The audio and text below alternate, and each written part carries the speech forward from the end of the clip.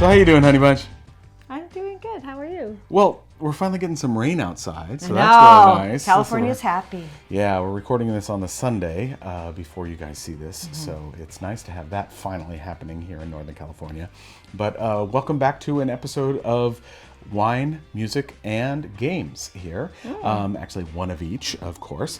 And before we get on any further, subscribe if you would below. Give us a thumbs up and ring the bell so that you know when more episodes are coming out. Trying to get an episode out every Tuesday or Wednesday of every week. Record them on the weekend so we can survive the week. Good plan, Drew. Yeah, well, you know. All right, so you're up first with the wine here. Well, we very much like this wine. It's from Metate Hill, and it's a Garnacha. It's a dessert wine. And that's why the size is so small. Many times dessert wines are in bottles like this. Yes. This is one that we really like. It's not overly sweet, even though it's a dessert wine, and it's quite yummy. Yeah, one of the nice things about this, I mean, this is a 2012, and he's on like the 2012, 2013, does this every year. And as Shelley said, it's not as sweet as you might think of as a port or a dessert type wine. So it's lighter, and I think the residual sugar, if I remember, isn't it like more like 6%? Oh, it's even lower than that. It's like 2.5. It's tiny, or something. tiny residual sugar. There's very little, but it's delicious Really for dessert. Metate. All right. So that's from the Sierra Foothills for us. All right. The music is, well, I have two things from the same artist, primarily because this Thursday and Friday, if you are interested, he is actually doing an online concert. We saw his last one and it was great. It was just him and his main sidekick. And this is Matt Nathanson.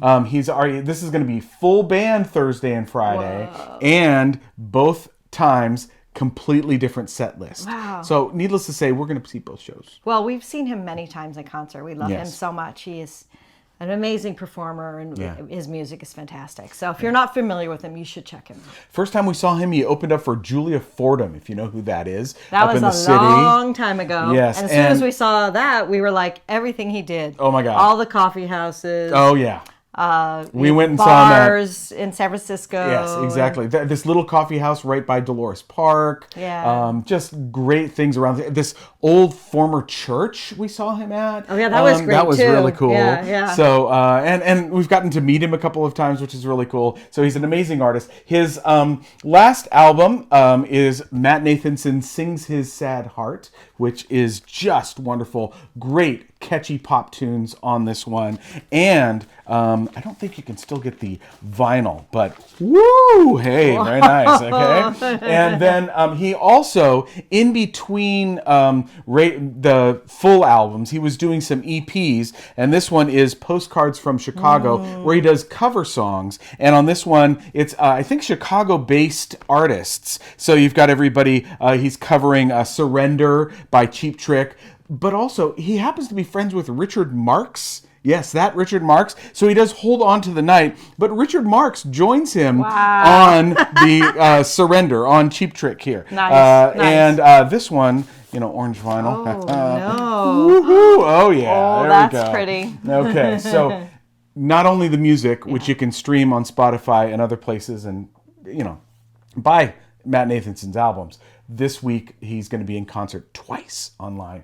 And you can see it from anywhere. So, it's online. I'm so grateful to artists who are doing this. Oh, yeah. Because it's, music is so central to our lives and makes you happy. And we need a lot of happiness right now. And it's good to support the musicians if you can. If you're able to. Oh, yeah. It's not that expensive to see a concert. And a lot of us have at least semi-decent TVs in our houses. So we can see that. All right. So for the game this week, now I should preface this by saying we've talked about this game on the podcast. Yes. Because it comes from Bezier, which is our sponsor on the audio podcast that we've been doing for almost 15 years. Yeah. And we're not talking about it until now, even though it was released about a month ago, because this has been sitting at school for a month. Oh, yeah, it was sent to the wrong location. Which can happen. It would be the right location in any other year because it's easy to get packages for me at school usually. But now I'm sitting here at home the entire time teaching. But this is Whistle Mountain from Scott Caputo and Luke Laurie.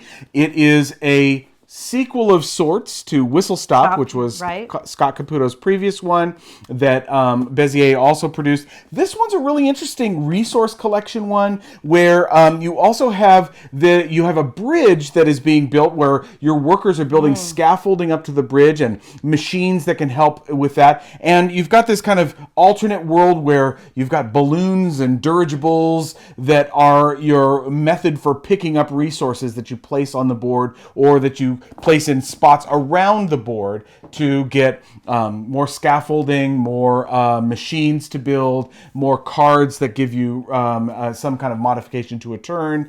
And you also got to be careful because your guys can wind up from the barracks in the whirlpool down below the bridge, and you got to save them from there before the end of the game because they can be negative points if they're still there.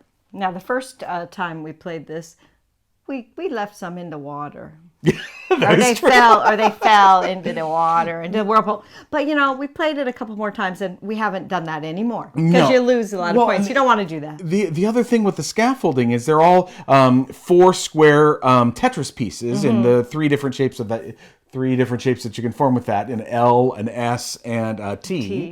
Not a T, but a half a. Well, it's kind of a T. I guess it's a T. Yeah, it's a T. Thanks. You're right. Thanks, Yeah, thanks for giving that to me. All right, okay. But you're used to thinking Tetris. Oh, I want to build all the way down, and I want to make it complete your own. No, you don't. You want to make spaces so that because you can only land your dirigibles next to the scaffolding, which then gives you the resources because the scaffolding has the resources on it. So it's kind of a cool game in that way. So that's Whistle Mountain. Again, Bezier Games, Scott Caputo and Luke Laurie, 2 to 4 players, about 90 minutes. Less than that with 2. Matt Nathanson, gotta love him. And Metate Hill Vineyards, Garnacha, dessert wine, but they have other great wines too. Check it out. Wine, music, and games. That'll do it for this week. Hope you guys are having an amazing week. We'll tune in before Christmas. We got one more show before our Christmas show, or one more show right before Christmas. We're not doing a Christmas show. Make sure that if you want to support the podcast or support this work that we're doing, patreon.com/GarrettsGames. And of course, the audio podcast is over at garrettsgames.com. Have an amazing week, guys. Take care of yourselves. Stay safe. Bye. Bye.